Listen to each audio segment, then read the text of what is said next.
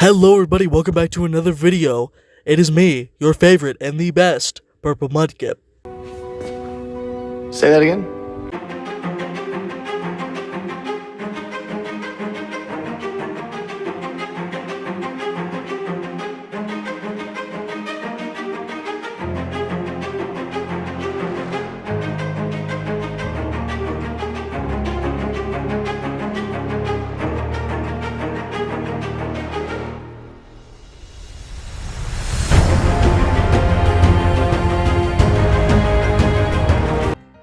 Well, guess who spent his very limited free time between school, existential exhaustion, and taking naps like your average toddler, watching two kids' movies everyone else seemed to adore?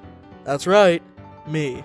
Other than that, I'm feeling so awesome, so cool. If I do say so myself, so in today's video, we're back. Now, normally I don't care if someone likes or dislikes a movie. Taste is taste and everyone has different tastes, that's fine. But these two movies, and I'm not naming name yet because I want you to stay. Wow, my English just failed there. Ooh, my lord. They made me realize something strange that I feel like I had noticed in every modern kids media, but I hadn't really been able to put a name to. They just feel different. And not just different, they felt fast. I really shouldn't have to explain this again. I'm fast. I'm so fast. Like, not action fast, not cool chase scene fast. It would be so cool. It's more like every scene is being chased by something off screen and it's terrified of being caught. That kind of fast. And at first I thought I was just tired but I realized something kind of horrifying. Modern kids movies don't just tell something differently. They don't tell their stories a little differently. They breathe completely differently. And once you notice it, you can't unsee it. So today we're asking a very simple question. Why are kids movies so fast now? I mean, they act like they're allergic to silence. First, I want to establish what I actually mean by fast, because fast-paced is usually a compliment, almost. Puss in Boots: The Last Wish is one of my favorite movies of all time, at least kids movies. But it is incredibly fast-paced, very fast-paced. The story, boom, boom, boom. But it's structured with a rhythm that benefits from that fast pacing, and it's not afraid to tell a very serious and slow burn of a story within that structure. So, you know, when I mean fast, I don't mean exciting or energetic or fun. That's not what I'm talking about. I'm talking about constant, and I mean constant stimulation.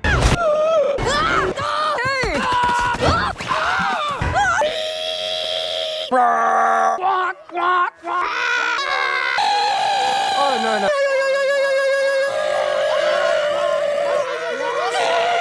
Modern kids movies often have faster cuts, more camera movement, more joke density, and by that I don't mean jokes are bad necessarily, I just mean that every 3 seconds is another joke, and it doesn't even let you really have room to laugh at the joke they just told, because they're already telling you another joke. More plot progression per minute, less silence, and less downtime between their emotional beats. It's like the movie is afraid that for half a second, if there's silence, you're gonna be like, well, I don't think I want to watch this movie anymore. And I want to be clear, this isn't old, good, and new, bad kind of argument. That isn't what I'm saying. This is something more, I want to say complicated than that, necessarily, because if a pattern like this exists across multiple studios, multiple franchises, and multiple years, I don't think it can be considered an accident. I don't think it can be considered just everything became slop. I think it's a systematic response. Let's talk about storytelling. Storytelling is rhythm. When you are writing poetry. Whether it is poetry or not, I would tell everyone that writing a story, a song, a book, a screenplay, anything that is a story has rhythm, therefore is poetry, and by that I simply mean it has structure to it, and a screenplay is writing. You know, it's pretty easy. Writing is poetry in disguise, a screenplay is writing, therefore screenplays need rhythm and structure. Stories aren't just events. They're timing, they're a breath, they're a silence between breaths. Think of music. If every note is loud, then none of the song is loud, and it gets exhausting. If every beat is intense, nothing is intense, it's just loud. A scene isn't just what happens, it's how long you let it sit. Older animated films understood this instinctively. Modern ones feel like they're skipping the resting notes. Part 3. Old movies didn't just move slower, they trusted their audience more. Look at older films like The Lion King, Toy Story, Finding Nemo. These movies all have something in common. They're not afraid of empty space. Not empty in the boring sense, but empty in the breathing sense. Moments where characters just walk. Moments where characters just talk, where they just exist, where characters are allowed to sit with emotions. I mean, heck, the literal introduction to Finding Nemo was 30 unadulterated seconds of Marlin looking at his dead kids. These moments of silence are so important because they're what people tend to remember the most, because they're where emotions came through the strongest. People, what they remember most from The Lion King, there's a good chance they're gonna tell you Mufasa's death. What I personally remember most from Toy Story is that scene where Buzz is just silently standing on the guardrail, contemplating his whole existence. An audience needs to be given time to process stuff. When your brain is not actively solving a task, it activates something called the default mode network. This is the part of your brain that's involved in like revisiting memories, emotional reflection, meaning making, and imagination. That's all involved in the default mode network. So when a movie slows down, your brain is still working and starts building meaning underneath the surface, which happens in silence, which means silence isn't emptiness, it's processing time. Now, let's talk about modern pacing. I want to be fair here. Modern animation can be insanely good. Artists are not the problem. The problem is the rhythm. It all goes back to rhythm. It would be so awesome. How original. It would be so cool. Daring today, aren't we? In many modern kids' movies, there's a pattern. Can't do this! There's no pattern! An emotional moment starts, a joke interrupts it, there's a reaction shot, new joke, sudden plot movement, another joke, emotional moment again. Your energy, your Johnniness. Before you, my life was like a burnt marshmallow. Of all of our lives. We're dead. Shut up! It's like a conveyor belt, but it's so fast that you don't have time to process it. It becomes this like weightless loop that just means nothing. Even comedy needs silence. Comedy is literally built on timing. If everything is a punchline and nothing lands, then it isn't funny. If you look at structure, typically the normal hero's journey, you have an introduction, a rising conflict, a call to action, like a lesson learned per se, and a conclusion. If you look at Toy Story, the introduction, rising conflict, and call to action take about to the 46-minute mark to actually happen. Then you look at a movie like Hoppers, the introduction, call to action, rising conflict, all that stuff happens within the first 10 minutes. We barely get time to learn Mabel's character. We barely get to actually see her relationship with her grandma instead of her just saying it. We never learn specifically why the grandma cares about the Glade. So much of it is so fast that you don't care because you don't have time to like sit in the depth of those emotions. That could have been good. Liar! Liar! Liar! Kids' movies are allowed to have meaning. Kids' movies are allowed to be deep. So many people just want to brush off and be like, oh, it's a kid's movie. Nothing wrong with that. No, kids can handle meaningful stories, and that's fine. The light shines, even though the star is gone. You crying? Am I crying? No, I'm not crying. You're crying. And there is, when it comes to the timing, there is psychological studies that support it when it comes to behaviors. There's a concept called the intermittent reinforcement. This was discovered by B.F. Skinner. It shows that unpredictable rewards are more engaging than constant ones. That's why jokes hit harder when they're spaced out.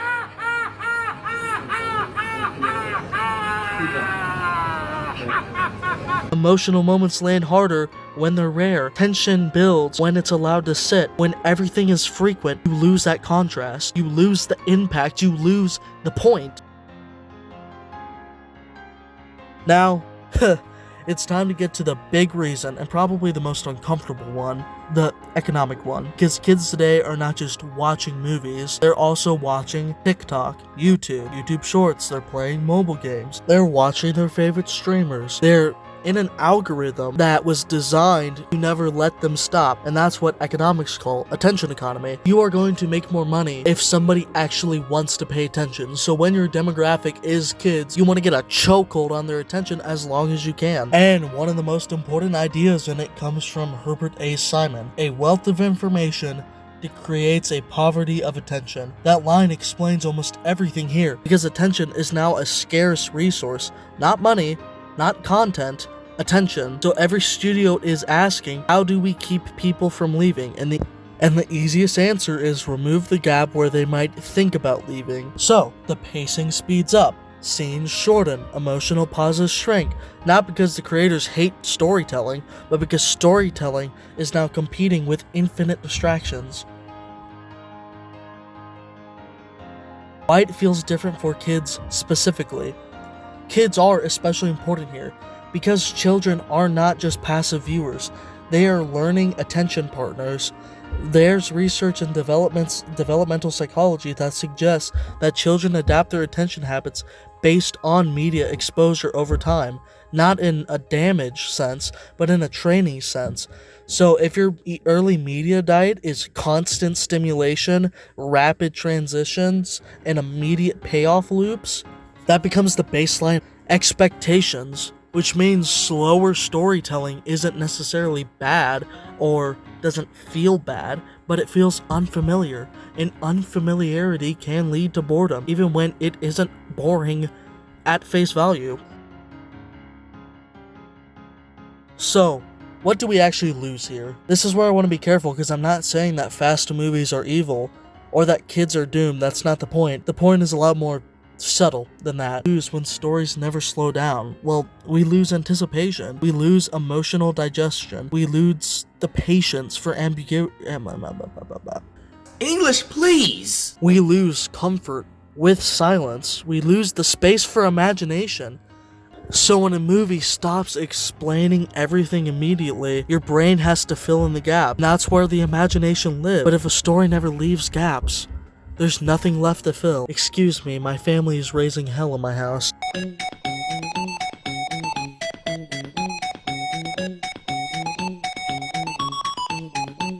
Okay, I'm back after like 4 hours after recording that. I took a bit of a break. Okay, back to the video. Part that surprised me the most. When I think about movies that I remember the most as a kid, it's not the ones that constantly shouted at me.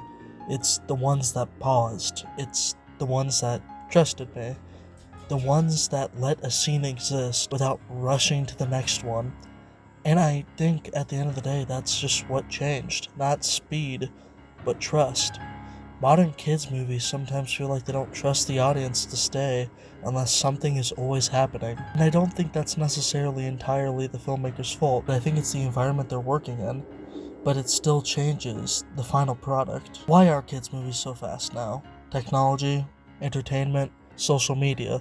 Even life itself has felt extremely compressed lately. Movies didn't choose to become faster in isolation, they adapted. But adaptation has consequences, because stories don't just reflect attention spans, they shape them. So if a story is moving at Mach 7, if every emotional beat is interrupted, every emotional moment and every quiet moment is replaced with just noise, then the question isn't just, is this entertaining? The question becomes, what kind of attention are we teaching people to have? What kind of attention are we teaching our kids to have? Children's media is so important because it shapes the lives of those kids. Whether you like it or not, it does. And maybe the answer isn't just to slow everything down. Maybe it's just to remember that silence is not the enemy of storytelling, it's one of its biggest beneficiaries. If nothing else, maybe next time you watch a movie, you'll notice the silence and think a little bit more why it's there.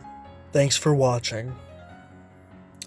So before the video ends, I just want to thank several of the comments I've gotten on my videos. I've never really gotten much, but every video there's just one comment that is so supportive of what I do, and it makes me so happy, and I cannot thank those people nearly enough. You guys are so kind and so sweet, and have just made doing this incredibly fun, even if it's just one of you. One comment makes my day, and I appreciate it so much. Also, to everyone who watches this, thank you for putting up with my voice. And while I am a native English speaker, the person who taught me English was not. So even though I've lived with perfectly English-speaking families for about 8 years now, I still really struggle sometimes, especially when I'm talking fast, and I have to do so many retakes of every single time I mess up grammar, or I accidentally pronounce a word wrong, or I just straight up forget the word. So thank you guys so much for putting up with me. Anyway, thank you guys for watching. I've been the Purple Mudkip. Remember, I love you guys so much, and remember, Jesus loves you too. Bye-bye.